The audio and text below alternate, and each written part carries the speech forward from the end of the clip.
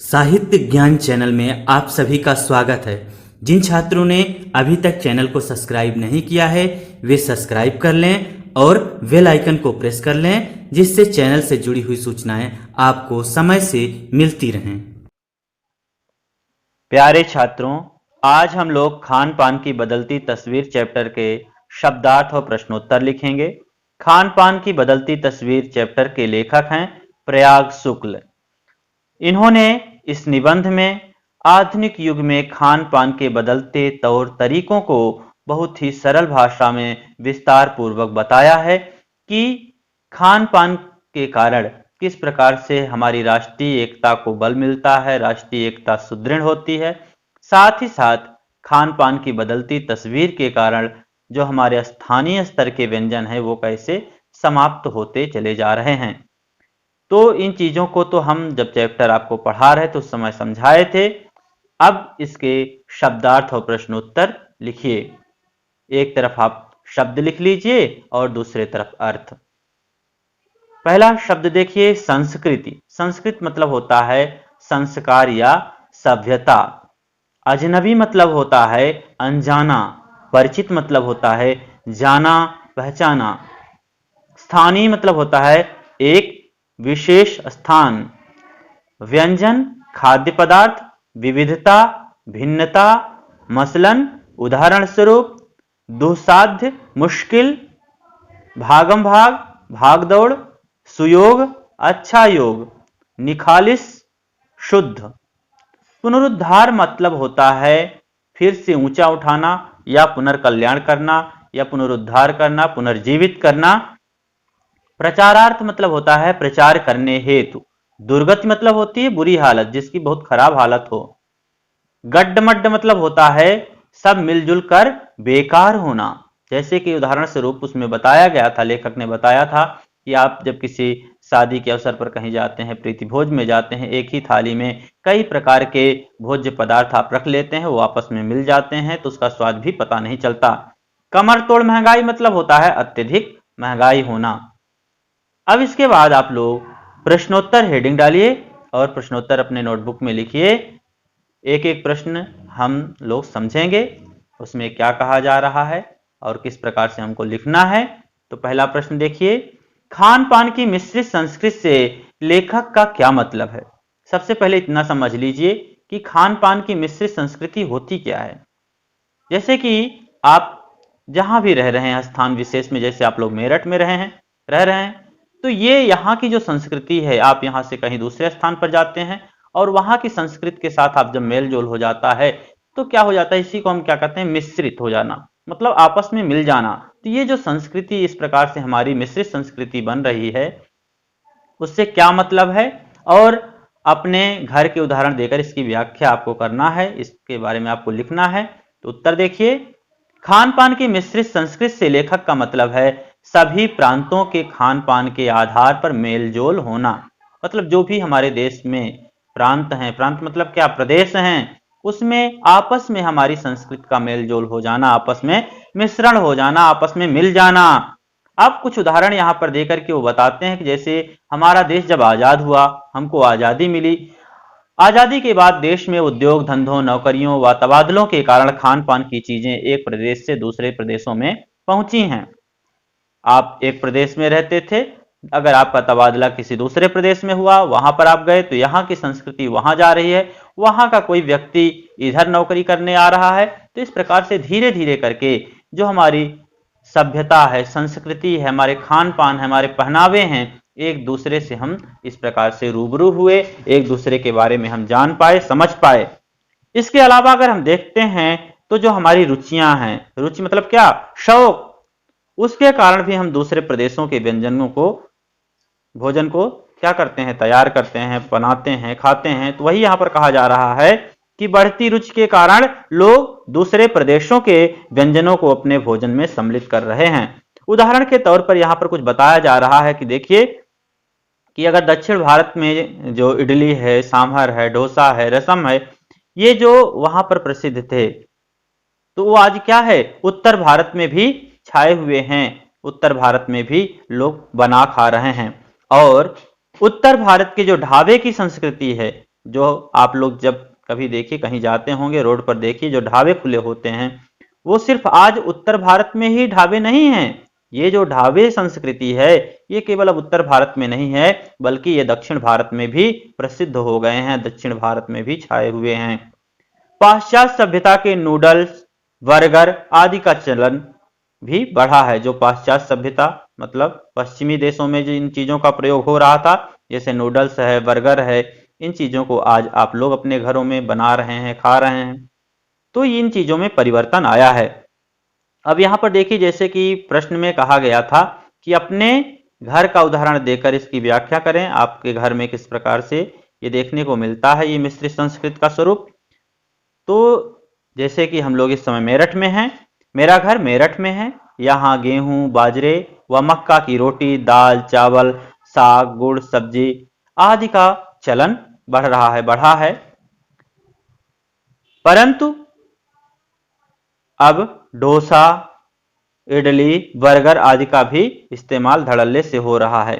यहाँ पर देखिए बढ़ा है, 2 बार आया है, 2 बार है, तो एक है नहीं लिखना है, आपको काट देना। तो इस प्रकार से इन चीजों का भी प्रचलन आज हमारे बीच में बढ़ गया है। प्रश्न नंबर 2 देखिए,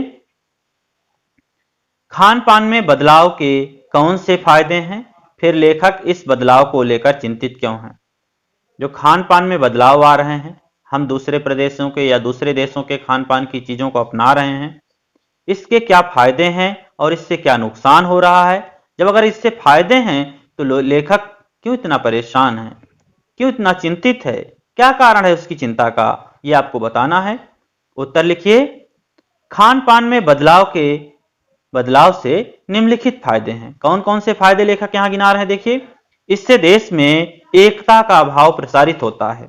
इससे क्या होता है कि हमारे देश में जब हम दूसरे देश के खान पान को अपनाते हैं, वो हमारे खान पान को अपनाते हैं, हमारे पहनावे को अपनाते हैं, इससे क्या होता है, आपसी भाईचारा, सौहार्द बढ़ता है। तो वही यहां पर कह रहे हैं कि एकता का भाव प्रसारित होता है। दूसरा वो कहते हैं कि कामकाजी महिलाओं को इसमें फायदा है। कामकाजी महिलाओं को फायदा किस प्रकार से है, वो वर्क करती हैं, बच्चे पढ़ने जाते हैं और उनके घर के जो भी पुरुष हैं वो भी कहीं वर्क करने के लिए जाते हैं। तो जो ये खान पान में बदलाव आ रहे हैं, बहुत से ऐसे भोज्य पदार्थ आ गए हैं आज कि बहुत जल्दी तैयार हो जाते हैं, तो कामकाजी महिलाएं जल्दी से उसको तैयार करके वो भी वर्क पर निकल पाती हैं। तो ये फायदे हैं। बच्चों को मनपसंद भोजन मिलता है, जैसे आप लोग हैं, आप लोगों को तो बर्गर है, नूडल्स है, ये सारी चीजें जो चटपटी हैं वो खाने में अच्छी लगती हैं, तो आप लोगों को भी मनपसंद भोजन मिल जाता है। इसके साथ ही साथ एक बात और यहां पर वो कह रहे हैं कि विदेशों में बनाए जाने वाले व्यंजनों का ज्ञान प्राप्त होता है।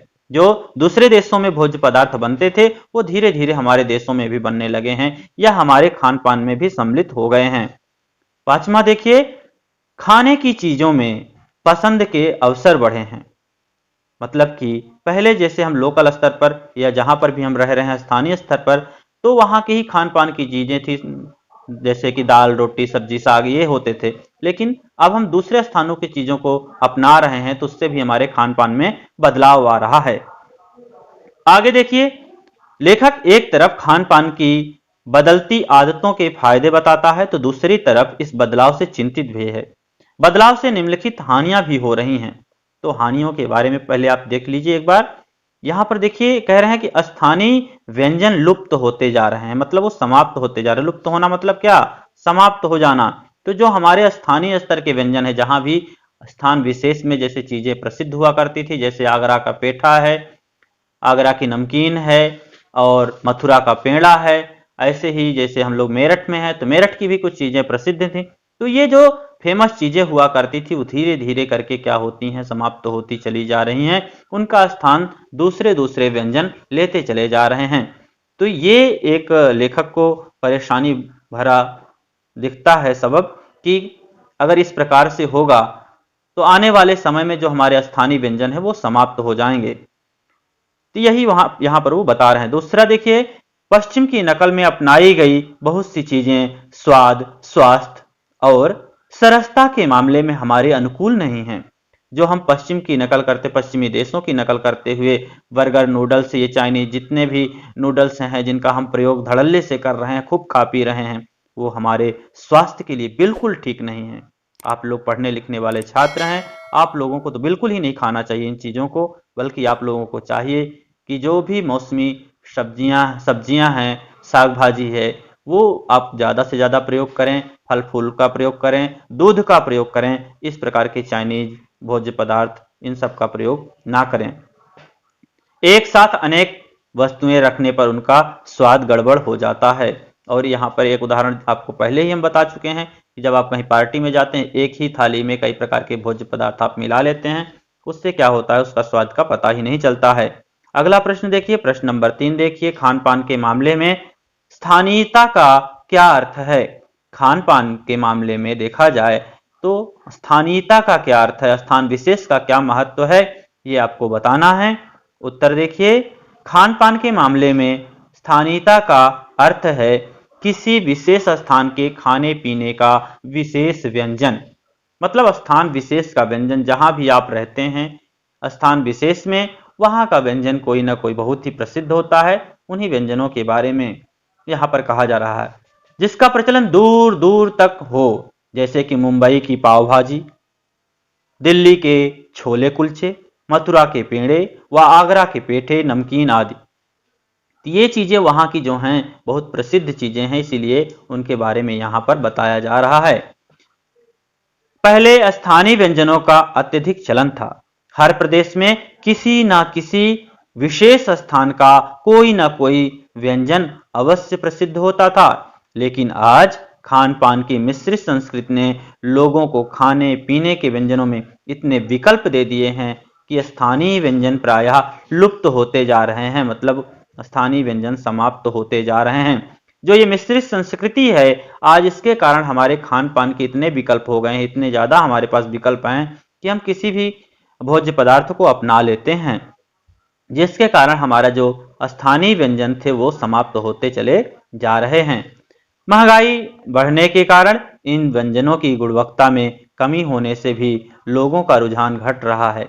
जिस प्रकार से महंगाई बढ़ती चली जा रही है, उसके कारण भी लोग जो कई चीज़ों को मिला करके, ड्राई फ्रूट्स को मिला करके भोज्य पदार्थ तैयार किया करते थे, मिठाइयाँ बनाते थे, अब सारी चीज़ें इतनी महंगी हो जा रही हैं कि लोग उसको नहीं खरीद पाते हैं, नहीं बना पाते हैं। इसके कारण भी धीरे धीरे करके क्या होता है, इसके प्रति लोगों का जो लगाव था, बनाने का जो समय भी लोग निकाल पाते थे, आज व्यस्तता होने के कारण उतना समय भी नहीं है लोगों के पास कि इतना समय देकर के तमाम चीज़ों को बनाएं। तो ये परिवर्तन धीरे धीरे देखने के लिए मिल रहे हैं। अगला प्रश्न देखिए, घर में बातचीत करके पता कीजिए कि आपके घर में क्या चीजें पकती हैं और क्या चीजें बनी बनाई बाजार से आती हैं। इनमें से बाजार से आने वाली कौन सी चीजें आपके माँ पिताजी ने बचपन में घर में बनती थी।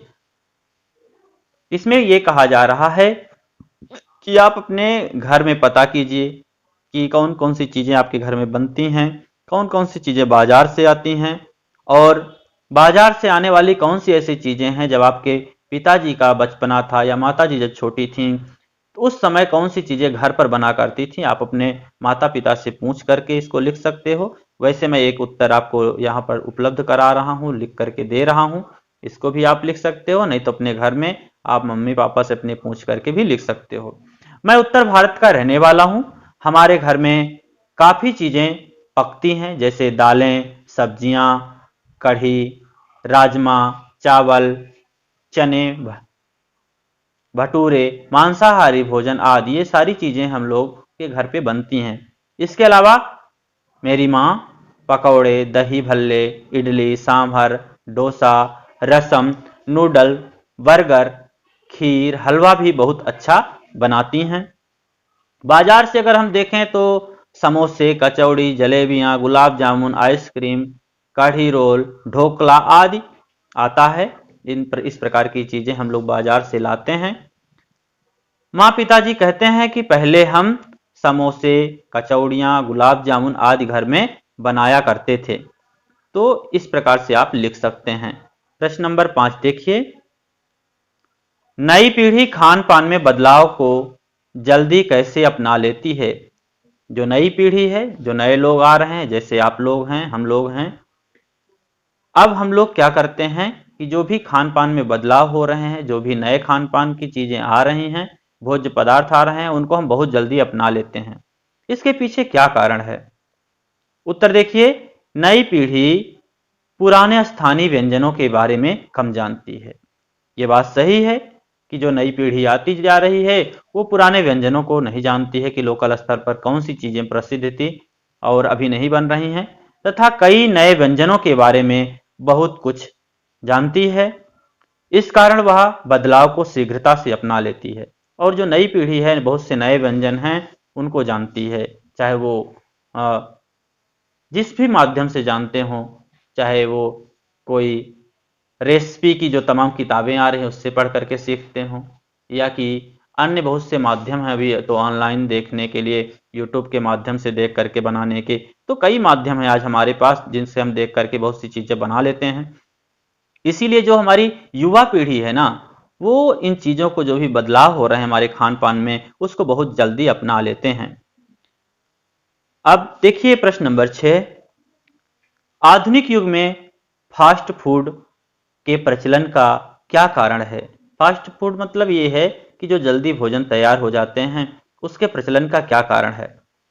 आज के मानव का जीवन पहले की अपेक्षा अधिक तेज गति वाला बन गया है। जो आज के लोग हैं ये हर काम को बहुत जल्दी करना चाहते हैं। आज के भागम भाग के जीवन में परंपरागत व स्थानीय व्यंजन बनाने का समय नहीं है। समय की बचत के कारण लोग फास्ट फूड खाने लगे हैं। जीवन की व्यस्तता और समय के अभाव के कारण ही आज फास्ट फूड का प्रचलन बढ़ा है, ये बढ़ रहा है। तो ये कारण हैं आज के समय में, जैसे हम लोगों के भागम भाग भरी जिंदगी है, सुबह उठना, ऑफिस के लिए निकलना, और जो भी मिल जाए जल्दी पक जाए वही बना के खा लेना, अपने टिफिन में रख लेना और ऑफिस पहुंच जाना, फिर वहां से भागते हुए आना। तो ये जो भागम भाग भरी जिंदगी है, इतना समय हमारे पास नहीं है कि बहुत सी चीजें हम पकाएं, बनाएं, समय दें उसमें। जैसे पहले होता था कि जो महिलाएं होती थीं, तरबूज की जो बीज हैं उनको छील करके तो कई प्रकार की मिठाइयाँ बनाया करती थीं, और बहुत सी चीज़ें ऐसी हैं कि जो माताएं पहले किया करती थीं। दादी अम्मा लोगों से आप लोग पूछेंगे तो बताएंगी, लेकिन आज वो नहीं हो सकता है क्योंकि आज बहुत समय बदल चुका है। अगला प्रश्न देखिए, प्रश्न नंबर 7 देखिए, आज की युवा पीढ़ी कैसा भोजन खाना पसंद करती है और क्यों? आज की जो भी युवा पीढ़ी है वो किस प्रकार के भोजन खाना पसंद करती है? उत्तर लिखिए, आज की युवा पीढ़ी पाश्चात्य सभ्यता से प्रभावित है। पाश्चात्य सभ्यता मतलब जो हमारे पश्चिम के देश हैं, उन देशों की संस्कृति को हम अपना रहे हैं। जैसे कि बात आई थी पहले ही मैं बताया था कि जो भी इस प्रकार के भोज्य पदार्थ हैं, जैसे कि बर्गर है, नूडल्स है, जो जल्दी तैयार हो जाते हैं, ऐसे भोज्य पदार्थों की ओर हमारी युवा पीढ़ी अग्रसर हो रही है तथा पूर्णतः आधुनिक बन गई है। युवा पीढ़ी होटलों व रेस्टोरेंट में जाकर फास्ट फूड खाना पसंद करते हैं, या जो हमारी युवा पीढ़ी है होटलों में जाकर खाना पसंद करती है। पाश्चात्य व आधुनिक सभ्यता से प्रभावित होने के कारण वह साधारण भोजन खाना पसंद नहीं करती। आज की भाग दौड़ की दुनिया में महिलाएं रसोई में भोजन के लिए कई कई घंटे बर्बाद करना नहीं चाहती, और जो महिलाएं भी हैं वो भी कहीं ना कहीं कुछ वर्क कर रही हैं, या उनके पास इतना समय नहीं है कि वो इतना समय दे करके कुछ भोजन बनाएं, पकाएं, खाएं। वो अपना भी समय बर्बाद नहीं करना चाहती हैं।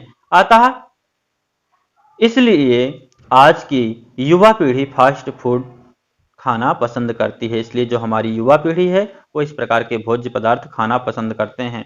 प्रश्न नंबर 8 देखिए, खान पान की बदलती हुई संस्कृति राष्ट्रीय एकता में किस प्रकार सहायक हुई है?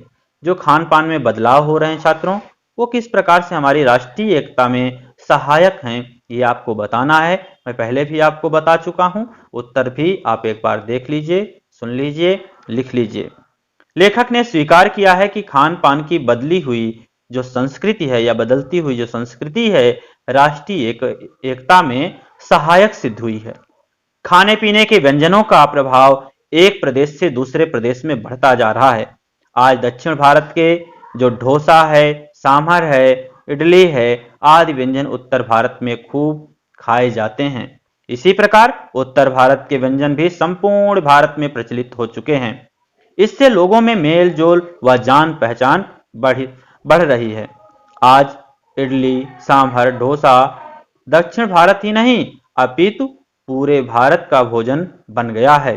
इससे राष्ट्रीय एकता को क्या है, बल मिल रहा है। इससे क्या हो रहा है, राष्ट्रीय एकता को हमारे बल मिला है। प्रश्न नंबर 9 देखिए, उत्तर भारत के व्यंजनों की दुर्गति के क्या क्या कारण हैं। उत्तर भारत के जो व्यंजन हैं वो उनकी दुर्गति होने का कारण क्या है। उत्तर लिखिए। भारतीय व्यंजनों में बहुत सी ऐसी चीजें हैं जो आम बाजार में भी मिल जाती हैं व कई घरों में भी बनाई जाती हैं। आज महंगाई और समयाभाव के कारण बहुत सी चीजें घरों बाजारों से गायब होती चली जा रही हैं, जैसे पूड़ियाँ, कचौड़ियाँ, जलेबियाँ आदि। सब्जियों से भरे समोसे भी अब नहीं मिलते। इसलिए लेखक ने कहा है कि उत्तर भारत के व्यंजनों की दुर्गति हो रही है। ठीक है छात्रों, अगला प्रश्न देखिए। प्रश्न नंबर 10, स्थानीय व्यंजनों को क्या कहा जाने लगा है।